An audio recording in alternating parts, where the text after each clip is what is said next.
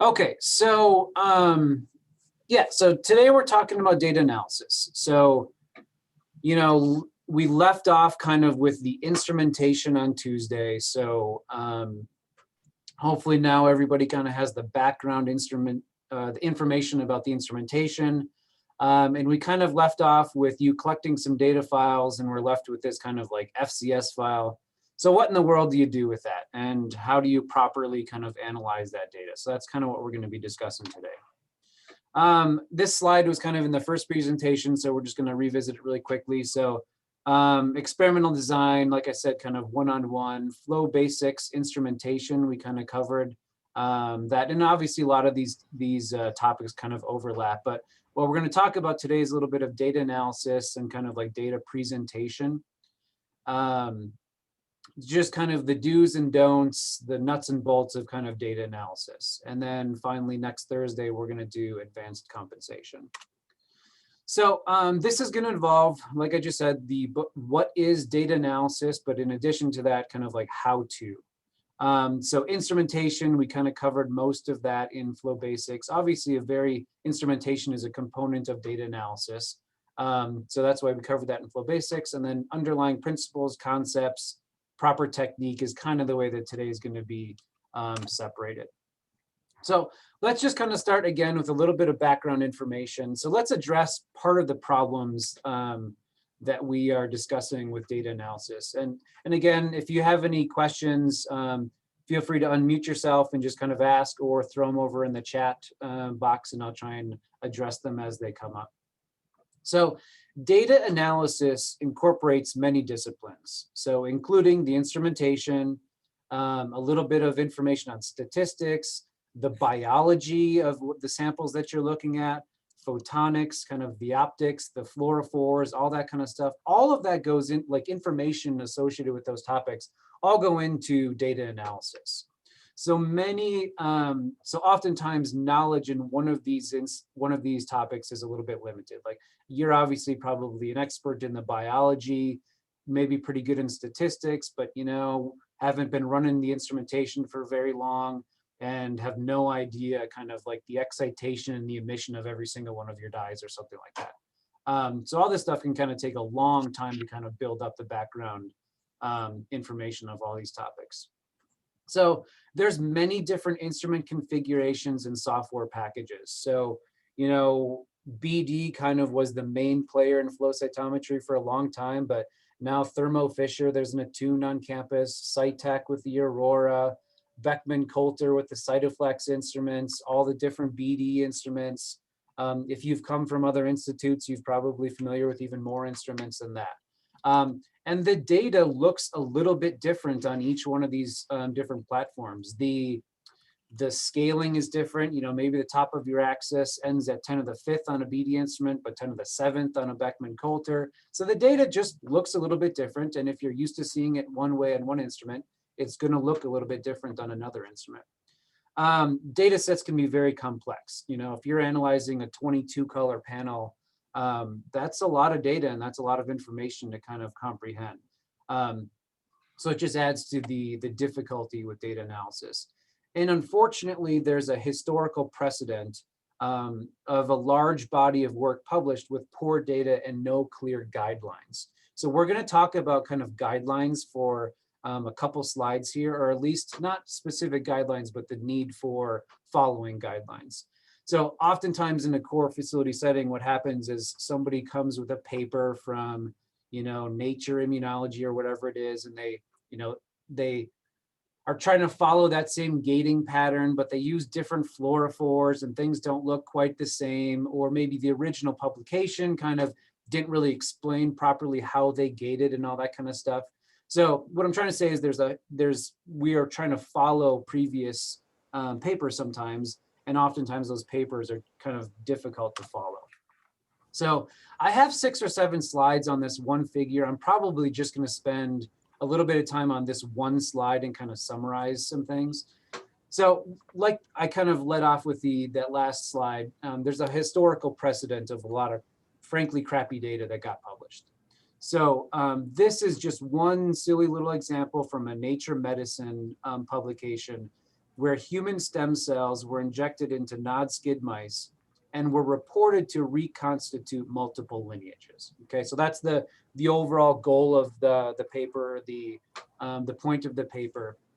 So this particular figure in the paper just has endless problems. So I don't want to go, like, again, for half an hour talking about the details of every single one of the problems with this, but a few of the big ones. For example, they said they used this R1 gate, so low forward scatter, low side scatter, to gate all of the rest of these plots. And I think most of us who have kind of like looked at forward and side scatter before probably would associate this gate with a lymphocyte population. And yet they were trying to show CD33, which is a myeloid marker, and CD15, which is like a neutrophil or granulocyte marker, based off of R1. So they have most likely excluded from their analysis all of the cells that were potentially CD15 and CD33 positive. Okay, so that's a problem.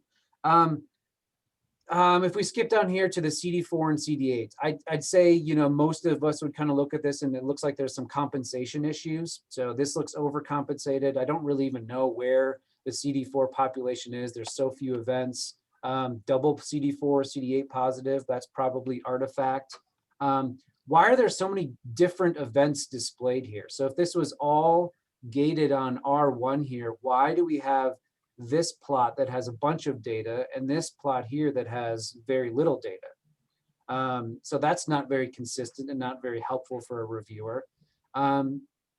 If all of the cells basically are CD19 positive, CD20 positive B cells, how do you have leftover space for T cells and myeloid cells and all those other things? They used what looked to be one isotype control for multiple different colors, but it was very unclear kind of what exactly they were doing with the isotype control and how the boundaries were set and all that kind of stuff. So again, we could kind of go even further details, and all the slides are available. So if you do want to kind of go through this more slowly, you can. But this is, so I'm just going to kind of like speed through these next few slides, which is basically just kind of going through what I just kind of summarized. Okay, so this is an example of kind of like poor data. So critical analysis of this figure shows that it doesn't quite support the contentions of the authors, okay? So that doesn't necessarily mean that the authors were wrong. It just means that the reviewers should have demanded a much more rigorous example data set. But perhaps the reviewers didn't know enough about the facts plots or the facts in general to be able to ask the appropriate questions. So guidelines can help us educate along these lines. So unfortunately, like I was saying, this is not a unique or uncommon example. It's frankly relatively easy to open up any journal that has flow cytometry data and to find kind of inconsistencies or things that are maybe not overly helpful for the reviewers or the readers of the article in interpreting their data. So I do just kind of want to spend 2 quick slides, maybe 3 slides, talking about this, hoping that it never, ever, ever comes up. So, sorry. Let me just. Okay, so the U.S. Department of Health and Human Services has a division of investigational oversight. So it's basically the Office of Research Integrity. So this is if anybody reports one of your publications or an R01 submission or something like that, this is the office that basically does investigations into, again, publications, R01s, that kind of stuff, to figure out if there's fraudulent data. So a majority, so they're basically, I contacted them, you know, a few years ago, and actually I just contacted them recently to get kind of a summary of kind of flow cytometry related investigations. Currently, a majority of these cases are blatant intentional fraud, okay? And holy cow, I was actually looking on the website the other day, Western blots, it is amazing how many people copy and paste or manipulate Western blots. Like, there's definitely some flow cytometry related issues, but man, don't mess with your Western blots because they're going to bust you. Virtually every single investigation that was reported has some Western blot data. But anyway, so most of, like I said, these cases involve blatant intentional fraud, meaning copy paste, like these people had to go above and beyond, out of their way to kind of fabricate data. So frankly, there's nothing that we're going to do in this discussion that's going to prohibit people from doing that. But what we're going to try and get people to do is to kind of not do those things on accident. So there's a significant trend pushing for flow-related guidelines, and the onus is increasingly on investigators for proper representation of data is growing. So this is codified by law. Research misconduct is found in 42 CFR sections 50, 93, and 104. So I'm just going to read this really quickly, kind of like emphasizing the main point that we're going to discuss. So research misconduct is defined as fabrication, falsification, or plagiarism in reporting research results.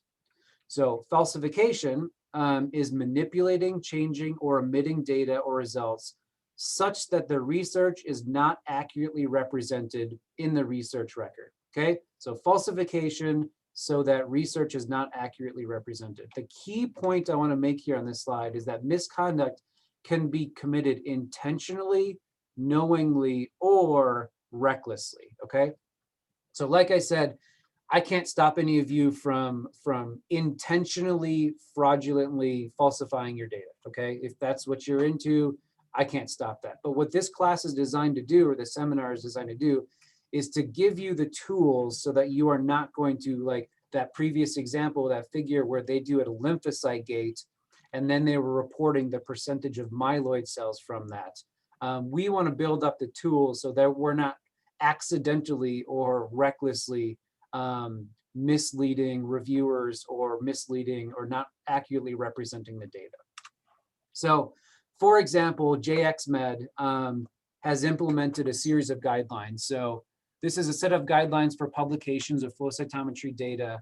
So all papers submitted for review are required to kind of go through, are required to comply with these guidelines with supplemental information in order to be reviewed. And papers with sophisticated flow cytometry analysis may undergo an independent review to ensure the appropriateness of the analysis or presentation. So for example, you're going to submit a paper and they're going to ask you, well, where are your FMO controls? And you're going to say, what the heck is an FMO control, right? So we are going to kind of give you the tools and the vocabulary to be able to kind of walk through publishing your flow cytometry data properly, following guidelines.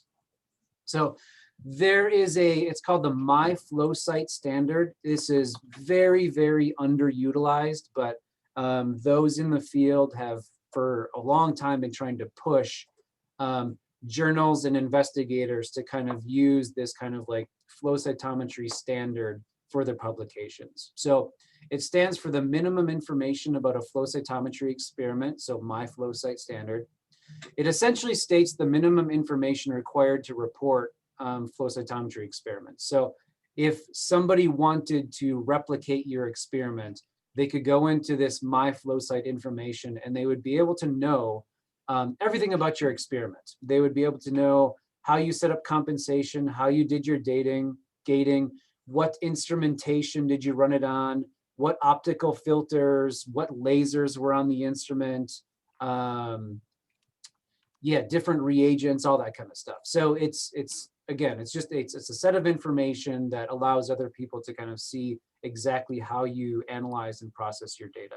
I mean, there's publications on this. More information can be found at this website right here. This is ISAC, so the International Society of Analytical Cytology is kind of like the main organization that's kind of driving this. But be aware that this exists. You know, when you go to publish your data that has your articles that have flow cytometry data, think through, you know, your materials and methods and what kind of information that you want to be adding to that. Okay, so nuts and bolts. We just got a whole bunch of slides that we're just going to talk about different topics. We've kind of put aside the background information and kind of like why we're here and the importance of why we're here. And we're just going to talk about kind of topics and nuts and bolts of data analysis. Okay, so when you sit down in a flow cytometer, you end up transferring an FCS file into your flash drive or onto the server or something like that. So an FCS file, or some people refer it to as a list mode file, is the flow cytometry standard data file. So there's different components of this data file. So basically there is the data component, which is right here. So if you remember from the last conversation, we talked about this voltage pulse in the electronics section. So remember, the electronics are designed to convert photons into an electrical signal that then can be counted in and stored as a value, basically. So an FCS file, the data component is if you collected 10,000 events, it's essentially a Excel file with 10,000 rows, right? So going down, and each row corresponds to a single cell as it goes through the laser. So the very first cell that went through the laser generated a voltage pulse in the forward scatter detector, and that the height of that voltage pulse, or the area or the width, whatever you're displaying or collecting, has a value of 59,801. So those photons got converted to electrons, and then that got stored as a value. The side scatter signal was 17,000, the FTSE signal was 72, and so on, right? So if you collected 20 parameters, you would have 20 columns, and then 10,000 events if you have 10,000 rows. So when you open up in FlowJo or any other software, it's basically just kind of reading these raw values, okay? So that's mostly what you guys are interested in your FCS file. But there's also a header and a text component that has a bunch of other metadata associated with that data file. The current version of FCS is 3.1. So when you go to File, Export FCS files, if you want to be exporting in the most current file format, 3.1 is the most current file format. Okay, so in that previous slide, right, we talked about there's the header, the text, the data. So the text part of the FCS file has a whole bunch of keywords associated with that data file. So, and most of these keywords like are completely, they don't mean a whole lot to most of us, but some of them can be incredibly valuable. So keywords are value pairs that describe the experiment, the instrument, the specimen, the data, any other information which with the file creator wishes to include. Some of these values are user defined. So like the file name obviously is a keyword, and you can type that in tube1, tube2 or whatever. And other ones are just automatically entered into the file. So when you hit record, there is a little timestamp so the $BTIM stands for the timestamp when you started recording. So 19, 37, and 58 seconds. $ETIM is the end. So that's when you stopped recording that data file.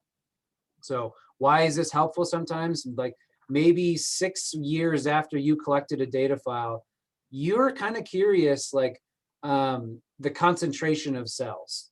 So you could go into this data file and you could export the keyword associated with the time beginning, time event, and you know exactly how long each of your samples was recorded. So, and then if you knew how much volume is recorded per minute or whatever on that instrument, then you'd kind of be able to do a rough estimate of how much volume was recorded during that data file, and then you would know concentration of cells once you set up some gates. There's also keywords associated with the voltages. So if you just totally lost all of your experiments, you just wanted to replicate an experiment even though you had no template, this was a place you could go. You could look up the voltage keyword for each one of your parameters and then just write those down, go over to Diva, type them into your parameter list, and then you are now recording a file with the exact same instrument settings as your previous data file. So some of them are kind of investigative tools, some of them store other kind of information, which we'll talk about. So if you're curious where these are in FlowJo, so if you, for example, load a data file into FlowJo, if you click on this little diamond right here, double click on that, this window is going to pop up. And it kind of gives you some default information kind of in this window. So the forward scatter voltage, so this $ PNV is the voltage associated with whatever parameter. So that can be a nice thing to find your voltages. But over here on the left, if you just scroll down, it'll give you the list of the keyword and the value associated with it. So this P6 target is labeled as per CP, fit CP. So you can just scroll through that and kind of see, I mean, I don't know how many keywords there are. There's probably 50, 60, 70, kind of depending on the instrument. And so you can kind of just go through and kind of look at all those. Date is another thing. So when you load files into FlowJo, a lot of times they will default go in order of the alphabetical based on the file name. But a lot of times when I'm at an instrument, I run things in a order that makes sense to me. And so I oftentimes will add a keyword into the workspace over here based on the date or the collection time. And then I will sort my data files based on collection time. So then it puts the, the first one that I ran first, and then so on down the list. So some of these just are kind of like helpful to kind of like speed up your analysis. For example, this slide here. So keywords and groups. So if you spent the time to label your axes in Diva or something like that, FlowJo will actually automatically recognize those parameter labels or those keywords. So now you take 100 files, dump them into FlowJo, open up the little keyword group here, and it says, whoa, it looks like you have some files labeled with CD14, 16, and 45. Some of your files are labeled with 3, 8, and 4, and it'll automatically create groups for you based on those different kind of staining patterns. And then it'll sort all of your different samples. So you won't have to kind of go over into a Windows folder and just grab the files that are labeled with 14, 16, and 45 and click and drag those over. It'll just sort all of these samples for you. So it'll just kind of save you some time and energy. In addition, like at times my lab notebook doesn't look quite as good as I want it to. So I might be looking through a data file that's 3 years old. And if I didn't add the actual parameter labels like CD4, CD8, CD19, whatever, sometimes it can be hard to kind of backtrack and figure out, what was in those tubes. So if you load it into the FCS file, that's always going to be permanently stored with that FCS file. Your sample could be, or the file could be 10 years old, dump it into FlowJo, and you'll know exactly what panels you used in that project. Okay, so histograms. We're just going to start on the very kind of basics of kind of gating and kind of what we do with that FCS file. So a histogram in flow cytometry is no different than a histogram, any other statistical histogram, right? So a histogram is just a summary graph showing the count of data points falling in various ranges. So the effect is a rough approximation of the frequency distribution of the data. So for example, if I went and I asked, I walked around campus and I just asked 552 people, how many days a year do you go skiing in Utah?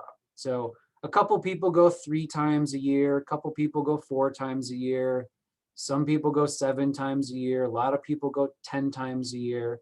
And so basically I just plotted all these responses from 552 people.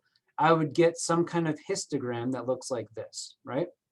So a flow cytometry histogram is no different, right? So we are just plotting, instead of the number of days that people went skiing, we're plotting arbitrary fluorescent units. So this is FTSE, this is PE, this is whatever arbitrary fluorescent units. we have queried or we have analyzed 7,696 cells. And when we plot that data, this is the histogram that we get.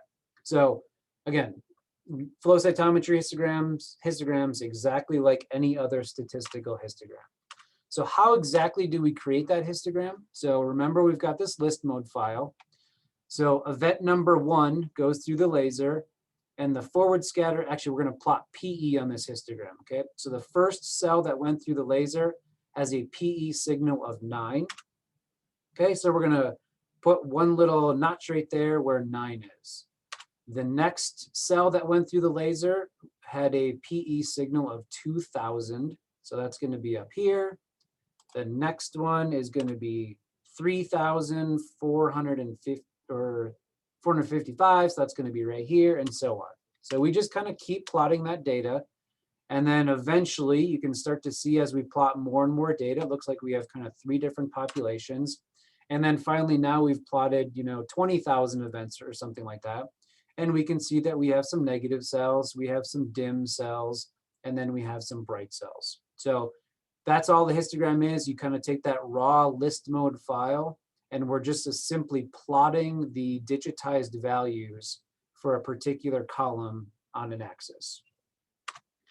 Okay, so bringing that one step further, a dot plot is a frequency distribution of 2 simultaneously displayed parameters. So we have essentially parameter 1 versus parameter 2, and we're just plotting those at the same time. So now we can see we have some double negatives, we have some single positives, and we have some double positives over here.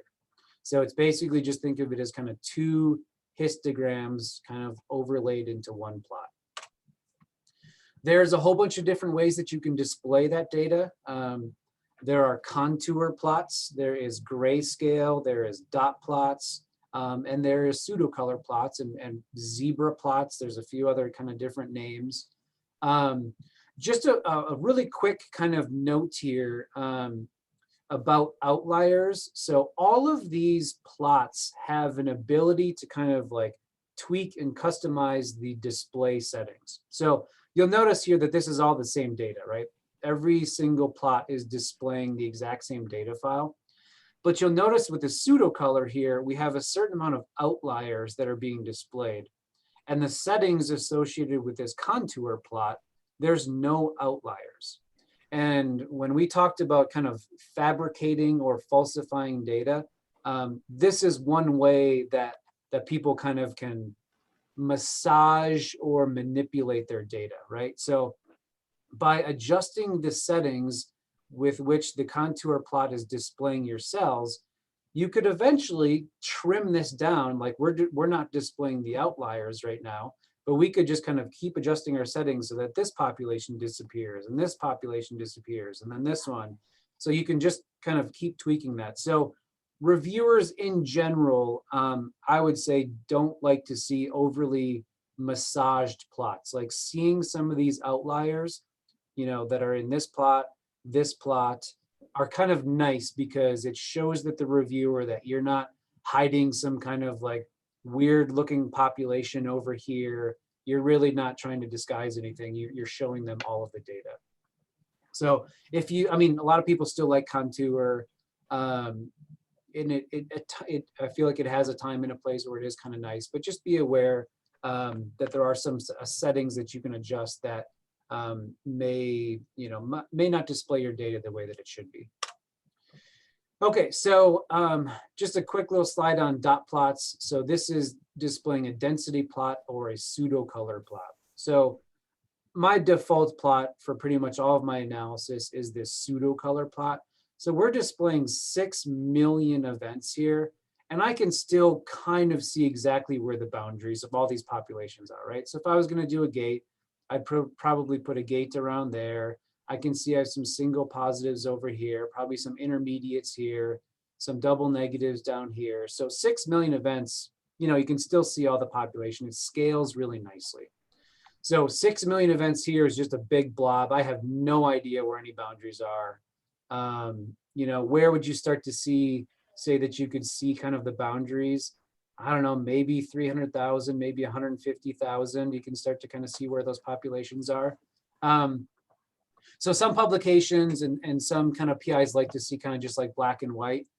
So just be aware that, you know, this doesn't scale very nicely sometimes with the amount of data that you're trying to display. And, you know, if you're at your personal computer just kind of exploring through your data, this pseudo color is a really nice way to kind of view your data.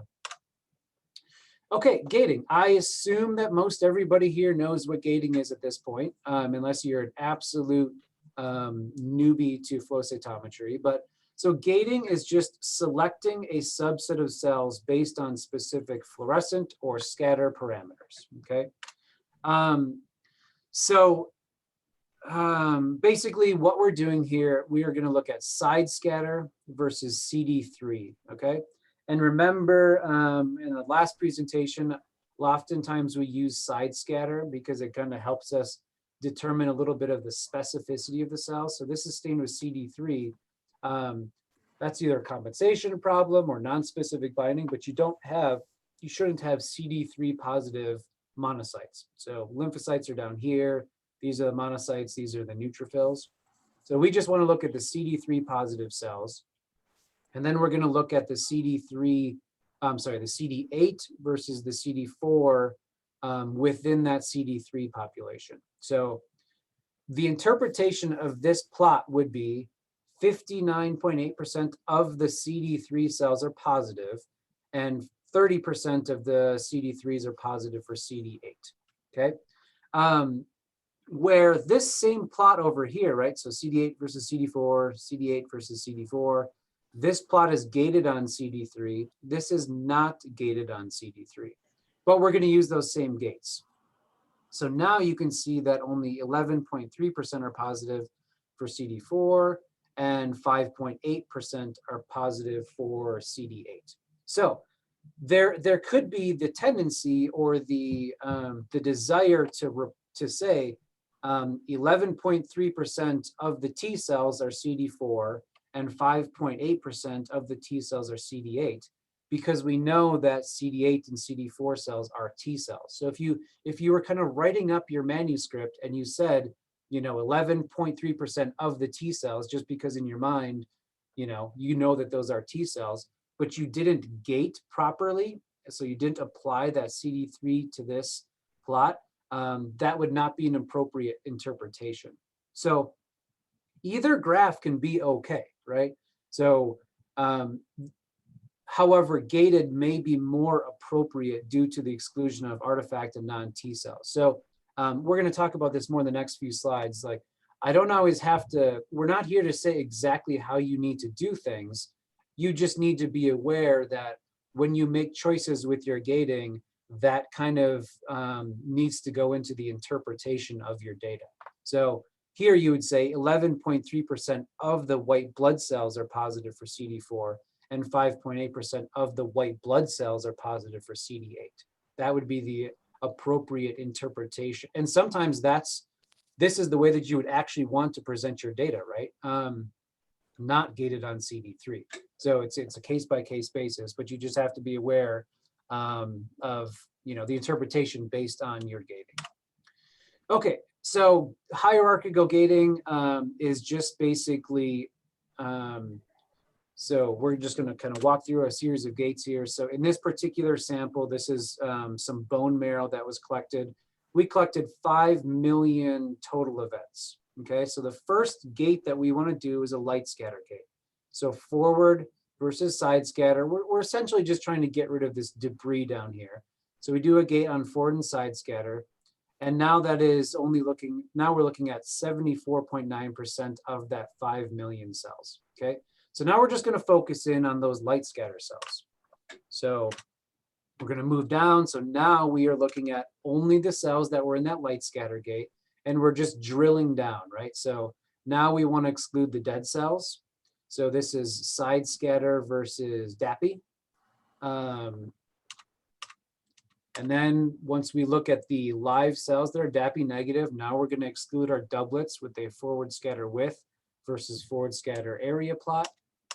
And then once we've gated out the doublets, now we want to make sure that they're CD45 positive.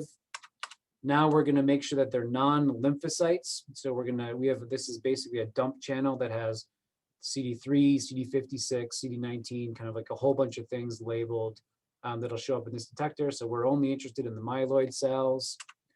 Then we're going to look at, either the 64 kind of monocytes or the neutrophils. I mean, it doesn't make much of a difference. All I'm trying to say is this is how hierarchical gating works. You just gate in a population and then further kind of drill down that population as you define more and more gates that are subsets of the previous gate.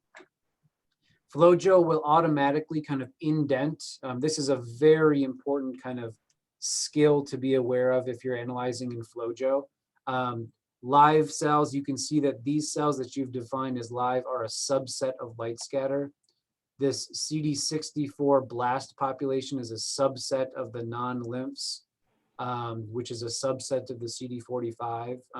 You can see that all three of these populations are a subset of this gate, not this gate. So kind of knowing your hierarchy and kind of how the populations are indented is helpful in FlowJo.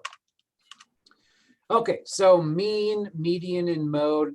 You can see that some of these slides kind of like flow together pretty nicely, and some of them are just kind of like random topics for data analysis. So, so mean, median, geometric mean. So MFI, so mean fluorescence intensity, median fluorescence intensity. Some investigators really enjoy seeing the mean fluorescence intensity, but I just kind of want to like throw this out there that the mean is probably not recommended for log displayed data. So if your axis is displayed on a log scale, mean is probably the most skewed by outliers, right? So if you have a gate on log scale, you might be including cells that are at 10 to the fourth. Just a few random cells out there could very drastically change your statistics if you're looking at mean, because it's skewed by outliers. So the geometric mean or the median are probably the safest for log data.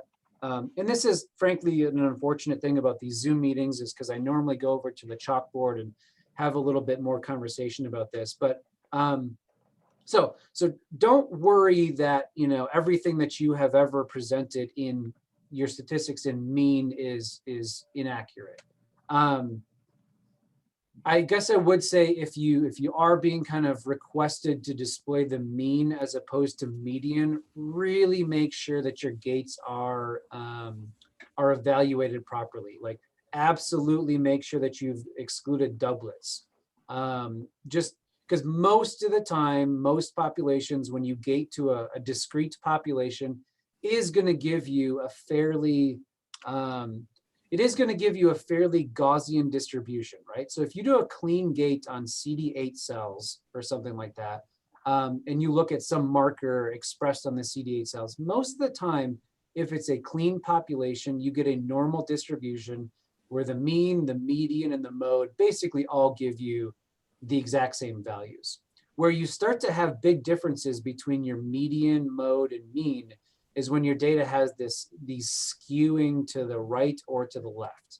So how do you get this kind of big skewing in your data? This is where aggregates, this is where debris, or sorry, kind of like aggregates of debris, doublets, that kind of stuff is going to show up in your data. So if you've kind of tightened up your light scatter gate, tightened up your viability gate, most likely you're going to take data that looks like this, and now it's going to start looking like this, and your mean, median, mode are pretty much the same. So quick question, in gating, are we supposed to pick the population of cells in putting borders? I don't know exactly what you mean there. So you can either unmute yourself or just kind of give me a little bit more details to work with. My guess is that's going to be a very complicated question because you want to know how to set borders on gates. And that is, I don't know, that's as much art as it is science. But no, really, that if your question is about how do I set up gates, that really goes back to the very kind of like first slide about the problems of why we're having this discussion. So biology, fluorophores, panel design, all of that kind of stuff really goes into play into how you define those boundaries of gates. Sometimes it's very obvious, sometimes it's not very obvious. We're going to talk about gating and controls and FMO controls a little bit further down in this presentation. So hopefully a few of the kind of topics that are involved in gating become a little bit more clear. But yeah, it is something that people are very uncomfortable with, kind of knowing where to set those boundaries on your cells. But so either unmute yourself, give me a little bit more information, or just kind of pause for a little bit and we'll maybe address that. Okay, so that kind of puts to bed most of the kind of underlying principles and concepts component to this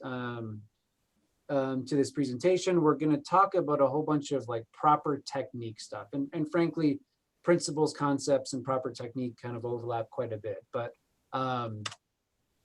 so let me just kind of, before we get into this, I just want to kind of state there's no wrong way to analyze your data. Okay, so I'm not here to tell you CD4 always has to be on the x-axis and CD8 has to be on the y-axis. You know, that's not what we're here for.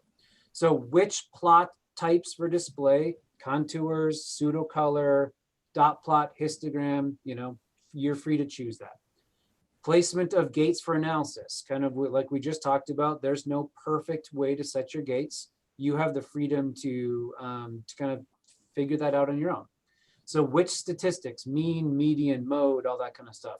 The number of events to display or collect, which software packages to use. How many times do you reanalyze your data? Voltage settings of instrument. These are all things that I'm not here to necessarily say it has to be done exactly like this. Okay, you have a lot of flexibility in how you analyze your data. So this is going to be very confusing, but there's no wrong way to analyze your data. But there's definitely a wrong way to analyze your data. So investigator decisions can lead to incorrect data generation or interpretation. So for example, like that very first kind of couple slides where we went through that figure, inappropriate. So you have the ability to draw whatever lymphocyte gates or light scatter gates you want, right? So I can't tell you exactly how to do that.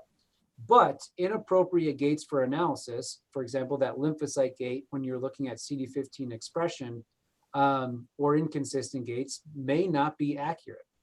Misleading or inconsistent plots for display. So this is a little bit more kind of getting into, you know, when you're presenting data, you want to present it in a way that is least confusing for reviewers. You don't want them to kind of get their mind around these particular set of plots in one figure, and then you've completely switched it up to a different display method in another figure. Just kind of be consistent with your event counts and all that kind of stuff. Inappropriate controls. We're going to talk more about this, but for example, using isotype controls for gating. Inappropriate number of events collected. So when you sit down in an instrument, you can define how much data you want to save in your data file. And somebody might do 20,000, somebody might be doing 30,000. Both of those may be accurate, but in some situations, one of those may not be appropriate. Okay, so for example, you know, so you want your data to be reproducible. So if you ever sit down with us at the cell sorter, you will probably never see us use a histogram. So very, very, very rare scenarios. Maybe cell cycle analysis here and there, but even that, a lot of times I'll do DNA content versus side scatter. Every now and then I'll use a histogram, but it's very, very, very rare. And here's exactly why. So if we're looking at, this is just, again, taken off of our cell sorter, this particular user is looking at GFP expression. So run your unstained and you kind of, it looks like here's your negative peak, and then here's a valley. Anything above that is going to be positive for GFP. So 23% are positive for GFP. So the exact same data file, if we look at FL1, so your GFP versus FL2. And it doesn't have to be FL2, it can be any other parameter generally is going to give you a fairly similar profile of this. But here's your negatives. But you'll notice that these guys that are kind of following this 45-degree angle, all of these ones right here are non-specific binding, aggregates, autofluorescence. They have the same amount of GFP fluorescence as these cells down here, right? So if you were looking at a histogram, you would not be able to differentiate. No, yeah, come back, please. Yeah, thanks. You would not be able to differentiate cells in this part of the spectrum versus this part of the spectrum on a histogram. They all get kind of lumped together. But when you're looking at it on a dot plot, now you can kind of differentiate and say, this is the boundary for my true GFP, and I want to exclude these guys right here.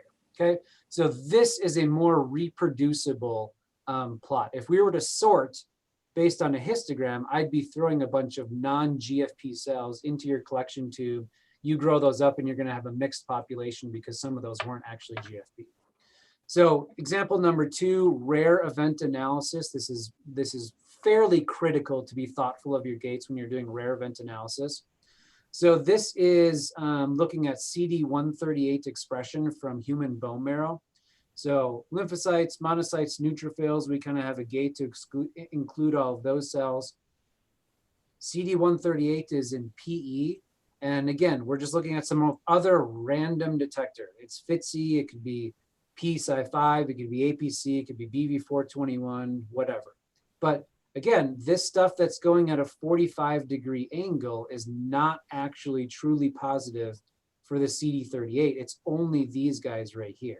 So if we were looking at a histogram, all of these would show up in the same gate as this. And you can see that there is 0.117 cells that are positive in this non-specific binding and only 0.02 cells. So there's 6 times more cells that are non-specifically binding or aggregates, whatever they are, than actually true signal. So if you're talking about statistics and how many times do I have to replicate sample and my standard deviation and all that kind of stuff, if you set up a gate that included these, your standard deviation is going to be all over the place from sample to sample or from experiment to experiment.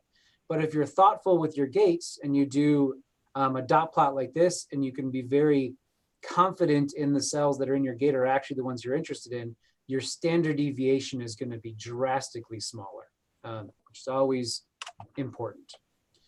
Okay, so if you remember, we've kind of talked about this voltage pulse a handful of times.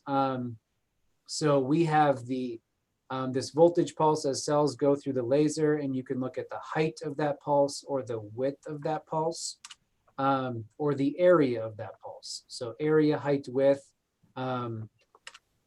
So the ability to differentiate doublets is absolutely critical in some assays where literally if you go to publish your data and you did not exclude doublets, I would absolutely hope that a reviewer would say, nope, you need to go back and regate this data and exclude your doublets before we will even evaluate this paper. So one of those examples is cell cycle analysis, rare event analysis, or kind of dim cell lines where you can kind of have a lot of highly autofluorescent cells that could kind of diminish your ability to separate live cells from dead cells.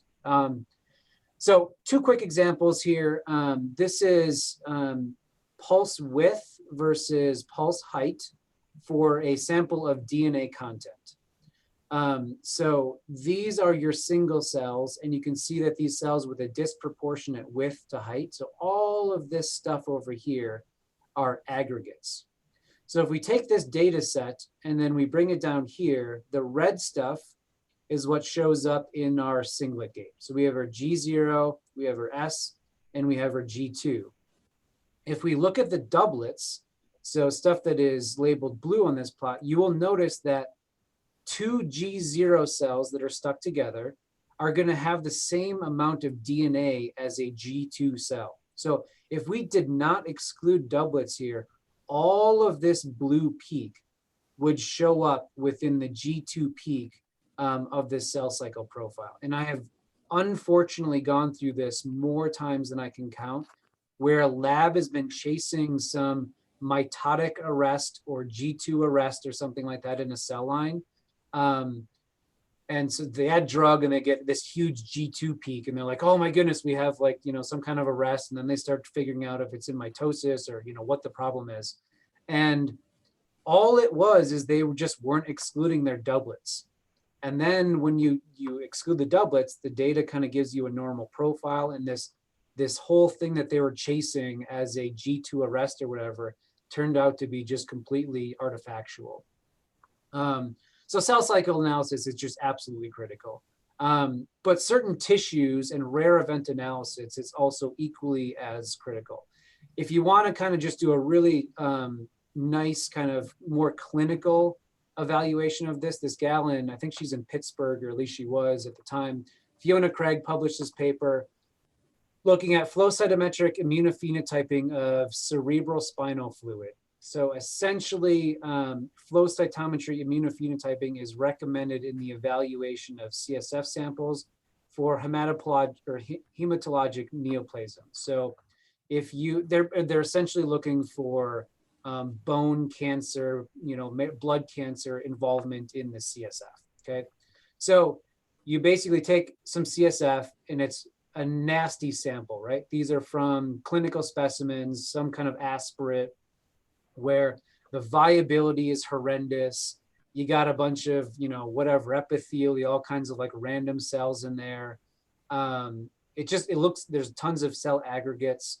And part of what you're doing in a immunophenotyping for like neoplasms is you're looking for what's called a Berent expression. So you might have a myeloid cell that expresses a T cell marker, or a T cell, if you have a T cell kind of leukemia, you're looking for a T cell that may express like a myeloid marker or something like that. So that's how you do it in a flow cytometry tube. But an aggregate of a T cell and a myeloid cell is going to give you the same phenotype as that leukemic cell. So it's absolutely critical to, basically the point of this paper was cell aggregates were identified in 16% of the 177 specimens. And importantly, they represented up to 80% of the total acquired sample. So if 80% of the events that go through your flow cytometer are aggregates, you are going to have all kinds of random phenotypes that may look like cancer involvement in the CSF, but they weren't. They were just aggregates. So here's a couple of examples where it's absolutely critical.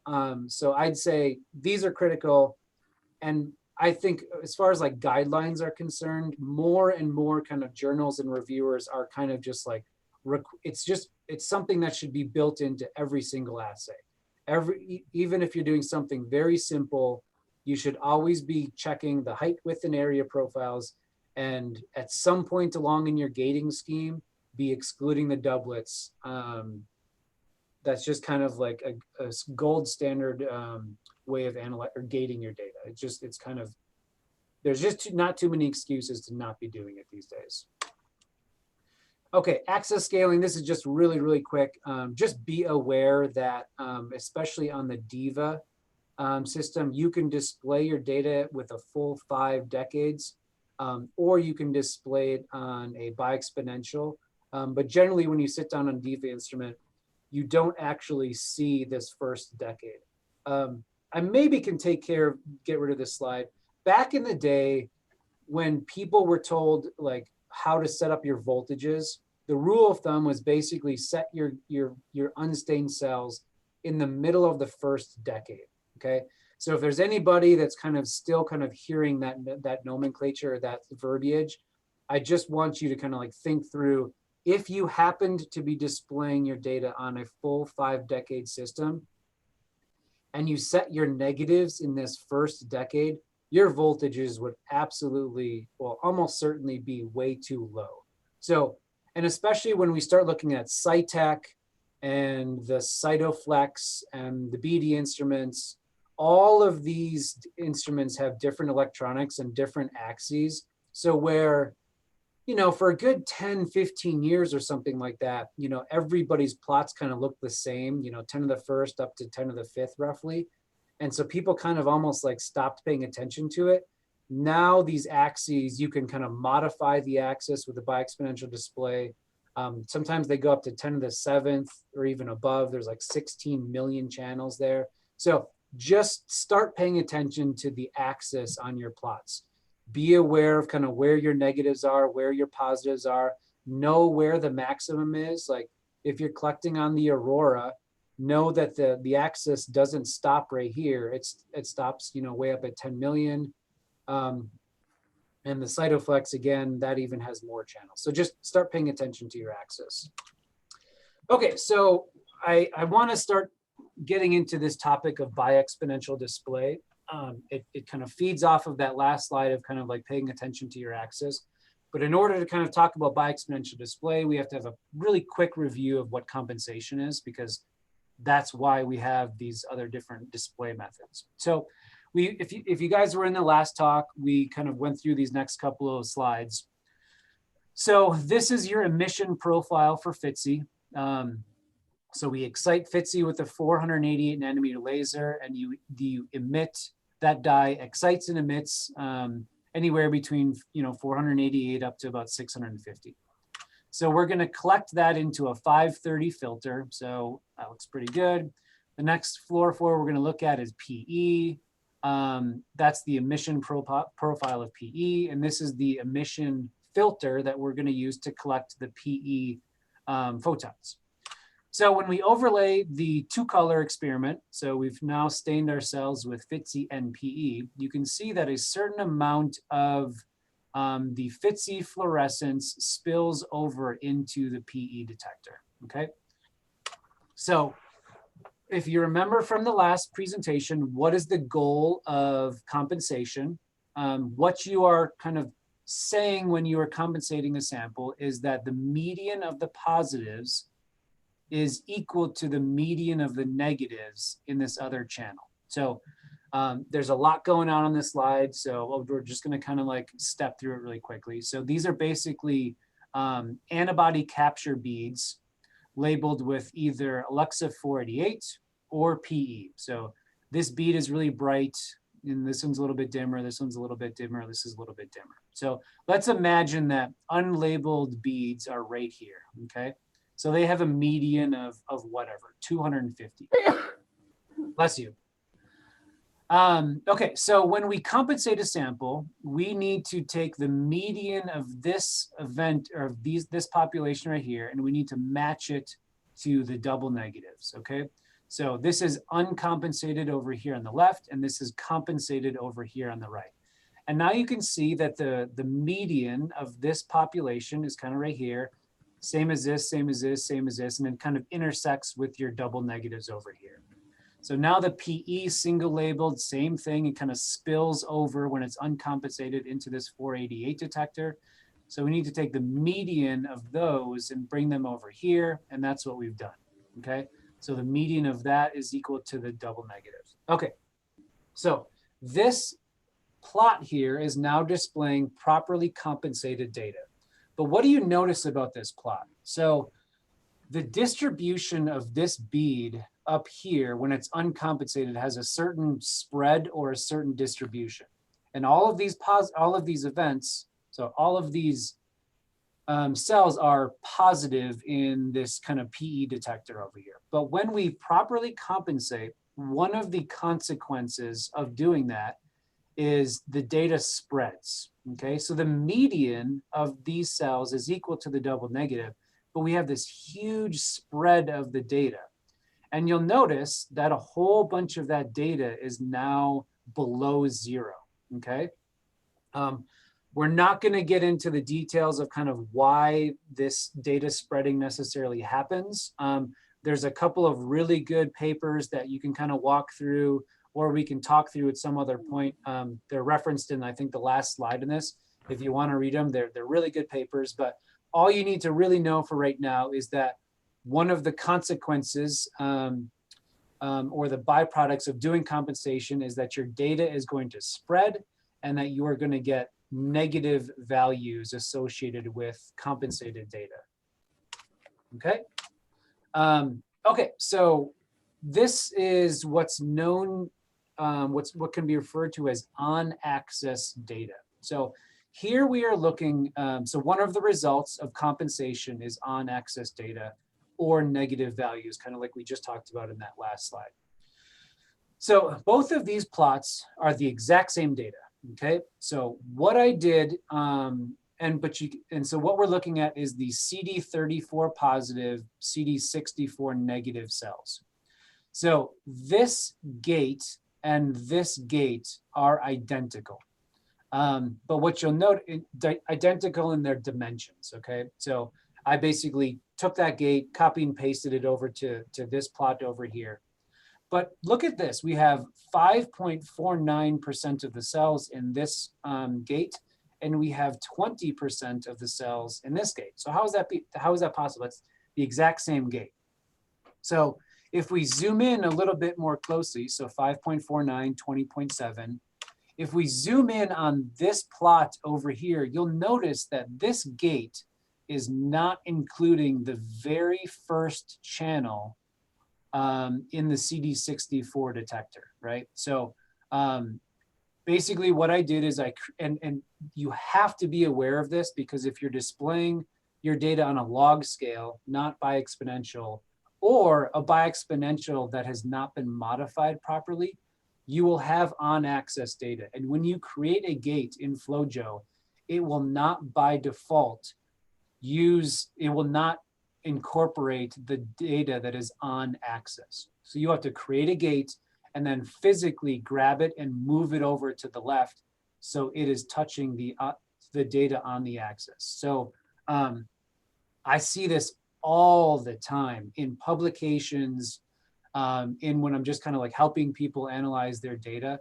Your gates must go all the way up to the axis. Otherwise, you're going to have tremendous variability in your data. 5.4% versus 20%. Okay, so on-axis data is very, very bad, very dangerous. It's visibly very misleading and confusing to kind of see when it's there. Actually, in FlowJo, a lot of times there'll be a little warning right above the plot that says, warning, warning, 7.6% of your data is on axis or below the axis or something like that. Not all software packages do that, but it does give you kind of like a little bit of a warning. It says, hey, be aware, you have a bunch of this on-axis data. So yeah, so look at the difference between these plots. So the first channel on this axis is not included in this gate, where this one we've kind of moved it over, and now we are including all that on-axis data in our gate. Okay, so however many years ago, I don't know, 10, 15, I really don't know when it came out, but so they came up with this thing called bi-exponential scaling. So different software packages or different people kind of refer to it as something like logical, bi-exponential, hyperlog, like depending on the software, there's kind of different names for it. But the solution to on-axis data is bi-exponential scaling. So essentially what this does is approximates the log scaling at the upper end, and then it approximates a linear scaling at the lower end. But the whole point of it is that it can display events at or below 0. So log parameters, log display doesn't have a negative value, right? So if you're displaying negative values on a log scale, all of that data is just going to pile up in the very first channel. You can't physically display negative values on a log scale. So that's why they had to kind of create this this composite kind of linear log type of scaling. But essentially it improves the visual display of populations at the low end of the scale, okay?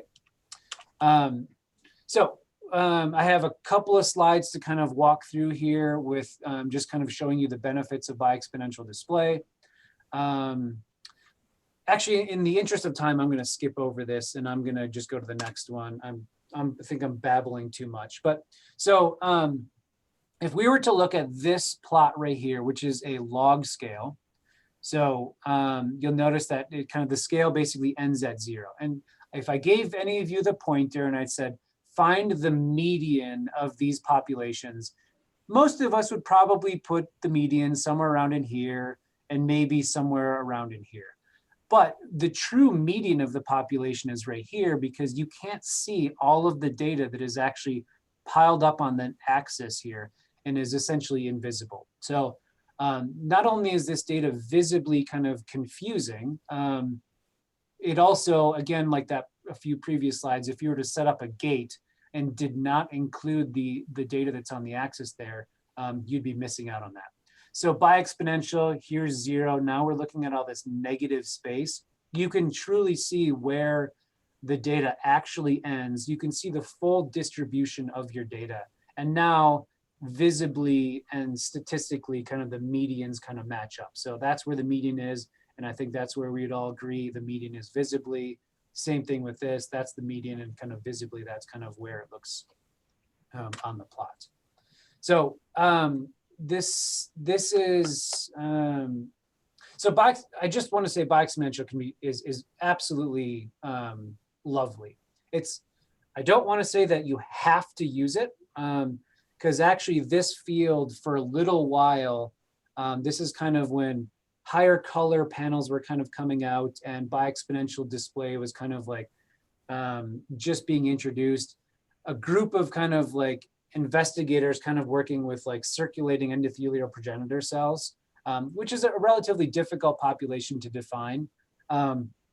They were kind of pushing the field and like rejecting articles that weren't displaying their data in bi-exponential. And I think that's a little bit of an overreach because if you tweak your panel design or something like that, where you don't have compensation issues, then you're not going to have the negative data and it's not as important. But bi-exponential is absolutely fabulous. So all I'm trying to reiterate here is these circulating endothelial cells are defined by being 45 negative and a whole bunch of other things. They're negative and positive for all these other things, but 45 negative and then 34 positive. So if you are looking at this data on non-bi-exponential, they're very rare cells, you would not even see it, right? So if anybody kind of looked at this figure and said, define the CD34 cells that are 45 negative, you'd have no idea that they were even there, that they even existed. So take that exact same data and now just change your axis to bi-exponential display. And sure enough, like there's the population of cells. They were just kind of like on axis and just difficult to visualize. So get used to bi-exponential display, get used to how to adjust the kind of linear to log transition. A few slides ago, there was a little blog post that kind of shows how to go through that. Essentially, if you're in FlowJo, there's a little T button right here. Click on that T and go to Customize Axis. And all of the variables that you can use to either expand the high end, expand the low end, or change the transition around 0, all of those values are right in there. Just go in and play around sometime and kind of see how it messes with your data. So final thoughts on bi-exponential display. On-axis data can be visually misleading. Inappropriate compensation values can be very bad. So if you way overcompensate a sample, you can have very, very negative values. And if you're not displaying it properly, those can be very difficult to spot. So it only changes the visualization of your data. It doesn't affect the gating or the statistics. So it cannot change the overlap of two different populations. It's just changing the display of the data. So essentially it supports the basic goal of graphing data, which is showing it in an intuitive and aesthetic manner. So you want your data to look, you don't want to hide anything. You don't want to have data that's kind of like scrunched on the axis. You just want that data to kind of visually match up with what the statistics are telling you about that data. It should be easy to interpret. One final note, do not set voltages with bi-exponential display, or at least be very, very, very careful. So the bi-exponential display is not a fixed display. So if you were to take your negative, your unstained cells and lower your voltage, you would just, on a bi-exponential display, you would just see this nice round ball. and it would just kind of keep going lower and lower and lower as the bi-exponential axis changes. And you would never kind of get a good idea that your voltages were way, way, way too low if you were not paying attention to your axis. So normally what I tell people to do, don't use bi-exponential while you're setting up your voltages. Make sure that you can kind of see clearly 10 to the second where that 0 is, set your voltages up. And then once you've done all of your compensation, then go ahead and transition into bi-exponential to display that data. Okay, isotype controls. I see less and less people using isotype controls, which is probably a good thing. In some fields, they're still heavily relied upon, but in most fields, they're kind of falling away in popularity. So a few things to note about, and I just kind of want to drill home to be thoughtful if you're using isotype controls. Just don't blindly, purchase something and assume that that's going to magically solve all of your gating problems and your confusion about data analysis. So they must be the exact same isotype. Okay, so if your antibody is an IgG2A, your isotype control should be an IgG2A. Okay, that's pretty easy to do. Most vendors will even recommend for you a matching isotype control. The rest of these are a little bit harder to kind of find. So they should be conjugated to exactly the same, what's called F to P ratio, fluorophore to protein ratio. So really quickly to go over that. Fc, for example, is a pretty small molecule. So you might have anywhere between, let's say, 5 and 15 Fc molecules per antibody. So you might have an antibody, a primary antibody that you're using in your assay that has 15 Fc molecules, but then you go and buy a isotype control that only has 6 Fc molecules per antibody. And you're gonna have different background binding characteristics based on kind of like the different F to P ratios. And what you're trying to match with an isotype control, it has the exact same background binding characteristics as your antibodies. So if that F to P ratio is different, different vendors use different conjugation protocols, which may cause different characteristics. Another thing is they need to be used at the same concentration. I can't tell you again how many times I've seen a user say, well, I'm using 5 microliters of this antibody. I'm just going to use 5 microliters of this antibody. And those antibodies were at drastically different concentrations. So you have to match. If you're using 1 microgram of your primary, you have to use 1 microgram of your isotype control.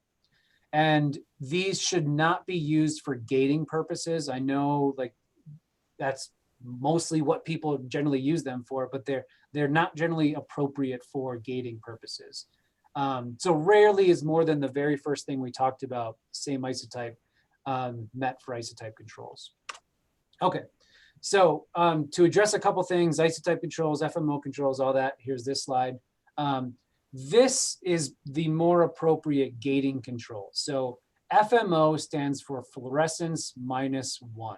So if you have a 12 color assay, a FMO control would be all 11 colors except for the one where you're not sure where to set that gate. So in this particular example, let's just say we're not sure where the boundary for PE is, but this sample has FTSE, PE, APC, it has 16 different colors, right? So you add all of the markers except for PE, and then so that has all of the impact of spillover spreading that we talked about, which is a consequence of compensation. And then now you know exactly where to set that boundary. So first slot here is an isotype control. So we have unstained cells with a PE isotype control, and it looks like that's where our boundary between negative and positive is. But now if we add just FTSE or an FMO control, an FMO for PE, you can see that due to compensation and spillover spreading, the negative shifts way above where our isotype boundary would be. So the true break-off between negative and positive based on our FMO is way up here. So now when we get to our fully stained sample, this is what we're going to use for our boundary between positive and negative, not this one right here. So FMO controls are really, really valuable for setting up your gates. So when is an FMO control needed? So if you have a 16 color assay, it doesn't necessarily mean that you need 16 FMOs. So if we're looking at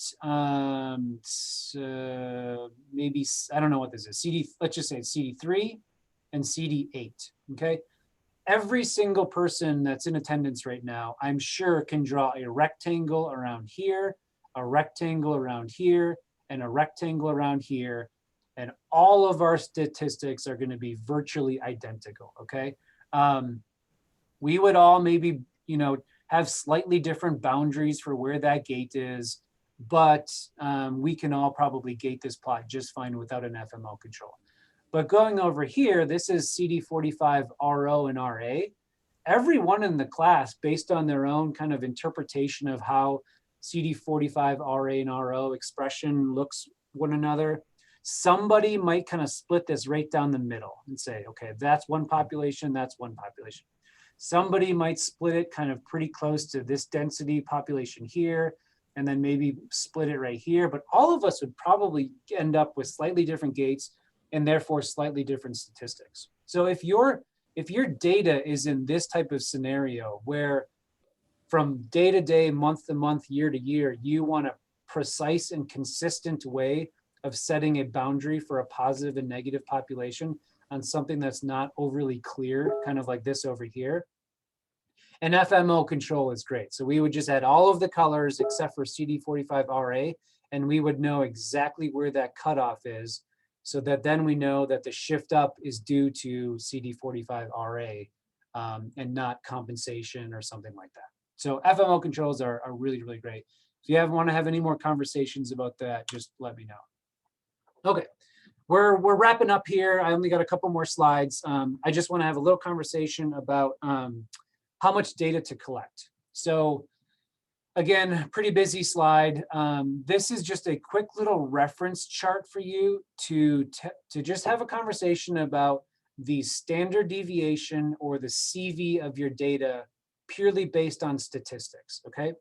So what this is saying essentially is that if you recorded a data file with only 25 positive events, that data just based on statistics is going to have a CV, or a standard deviation divided by the mean, of 20%, right? So if you took the exact same tube and you ran it over and over and over again and only collected 25 positive events, the spread of your data is going to have a CV of 20%, which is huge, okay?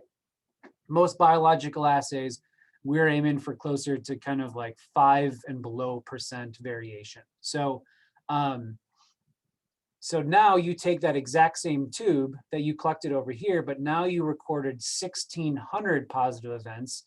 And now you look at the statistics with that data, and your spread is going to be 2.5%. So when somebody asks me, how much data do I need to collect? My first response is, generally on a flow cytometer, you collect data very quickly. So collect more than you could possibly imagine that you would need. But if you have limited cells spread across a lot of panels, generally what I say, try and collect a minimum of 400 positive events, which is going to give you a CV of about 5%. Okay, so, but 400 is kind of bare minimum. The clinical lab sometimes uses about 150 when they're doing CD34 enumeration. So, somewhere in that's kind of like your low end, but aim for 1,500 to 1,000, 2,000, something like that. But the more data you collect, the more precise or the more reproducible your experiments are going to be. I'm going to skip over that. I want to kind of go over this slide really quickly, even though it kind of says basically the same thing, but it's a real world scenario of kind of problems that come into play when you don't collect enough data. Okay, so in a clinical environment,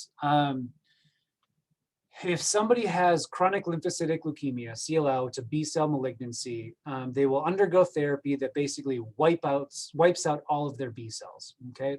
So all of your B cells express either kappa or lambda. So if you gate on CD19 or B220, your cells are going to express either kappa or lambda. So normal kappa to lambda ratio, called polytypic, is a ratio of anywhere between 0.9 and 3.5, okay? So if we took any one of our blood right now, lysed the red blood cells, stained for the CD19 and kappa and lambda, our kappa to lambda ratio is probably going to fall somewhere between 0.9 and 3.5. When values fall outside of this range, you have a clonal expansion of one of those populations, and your ratio is no longer going to be between 0.9 and 3.5 because you're going to have a ton of kappa or a ton of lambda. So what happens is a patient undergoes therapy and they just obliterate all of their B cells. So 3 months, 6 months, whatever, they come back into the clinic and they want to do a follow-up to see kind of like what's happening in the blood. So they will take some blood, pass it off to the clinical flow cytometry lab, and they will process, all of the blood and gate on CD19 positive cells.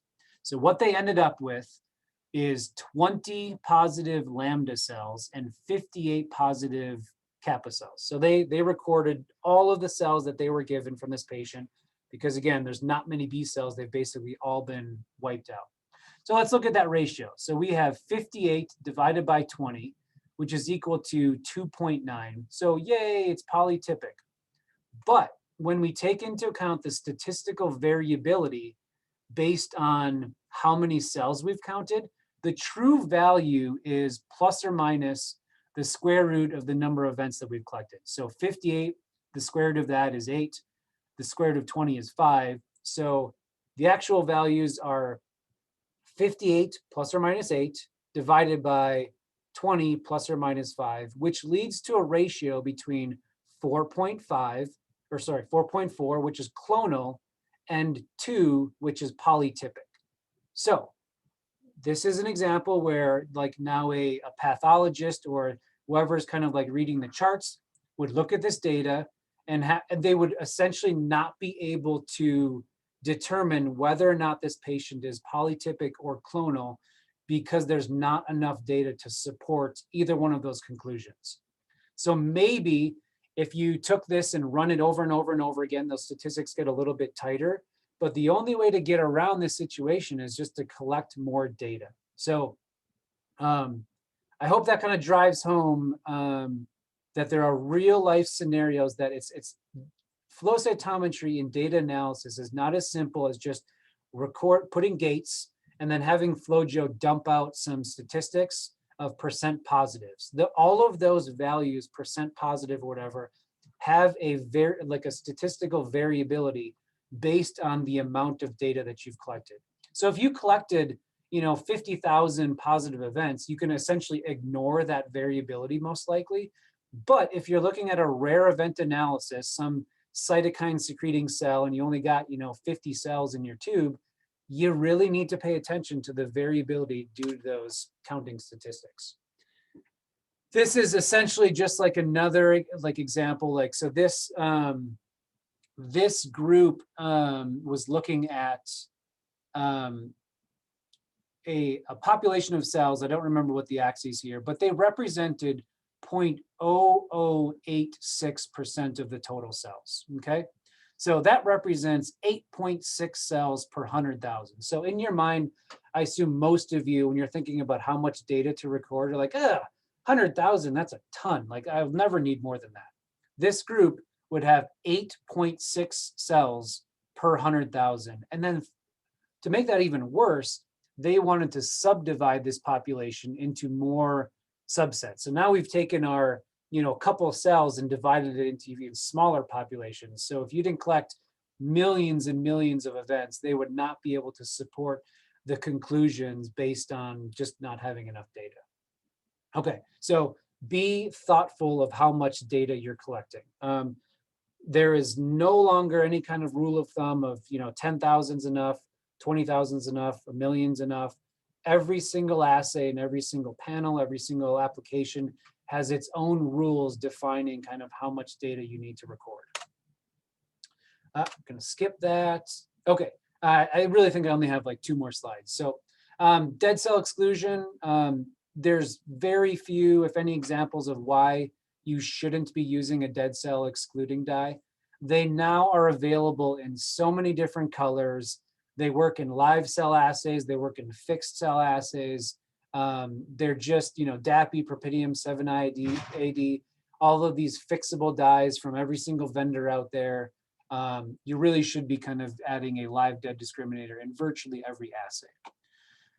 Okay, so basically what we have here is kind of some upfront gates where we have some live cells and we have some dead cells.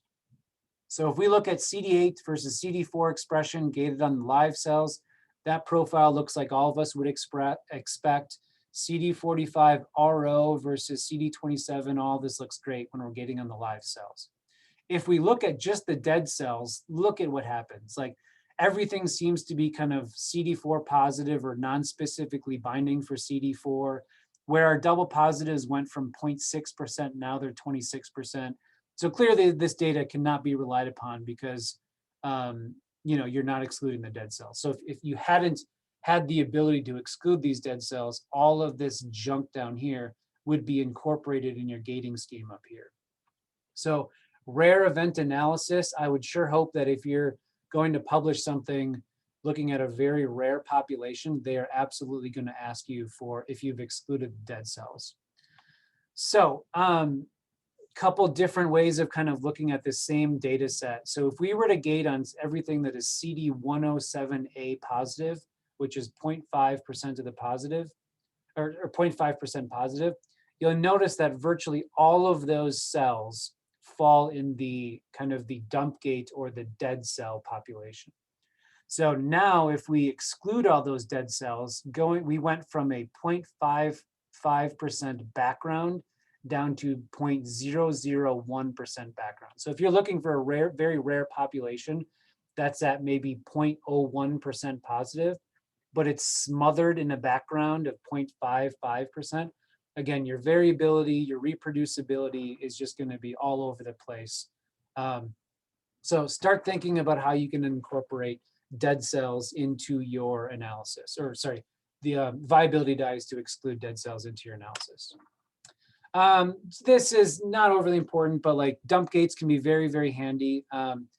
If you're looking at some hard populations to define, think about adding a dump channel that excludes a bunch of things that could be non-specifically binding or just kind of messing with your analysis. So this particular example, we just labeled CD19, 56, CD3, all in PE Texas red.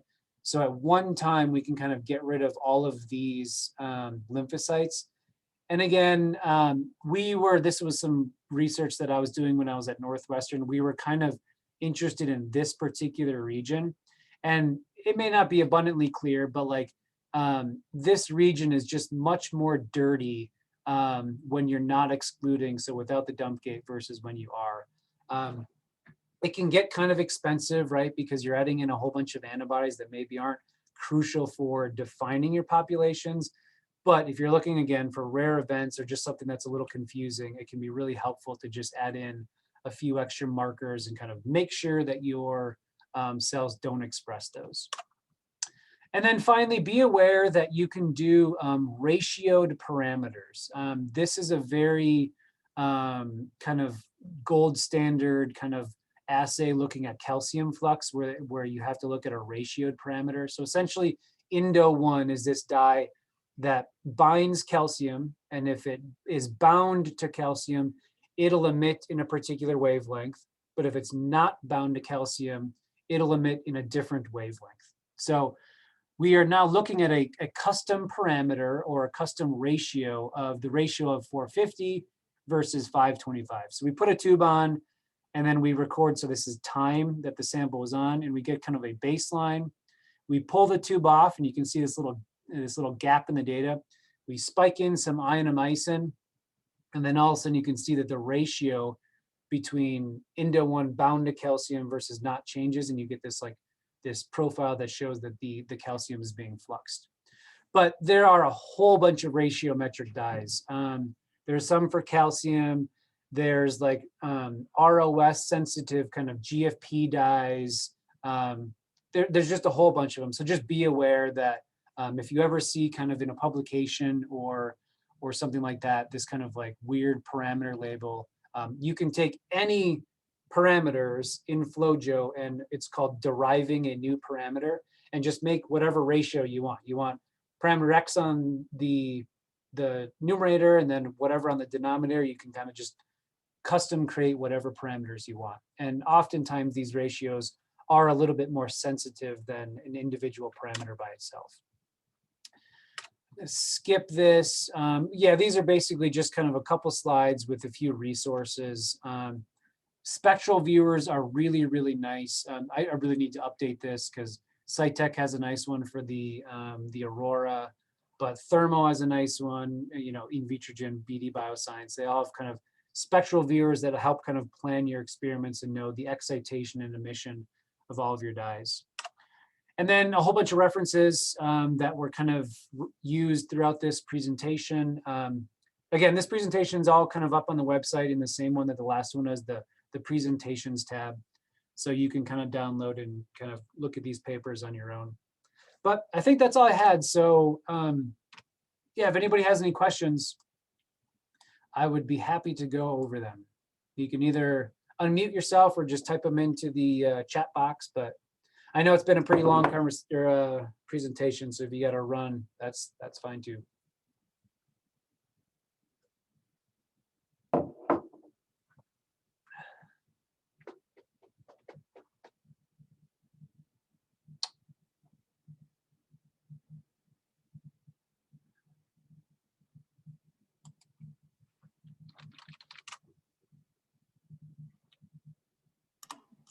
Thanks, James. Yep.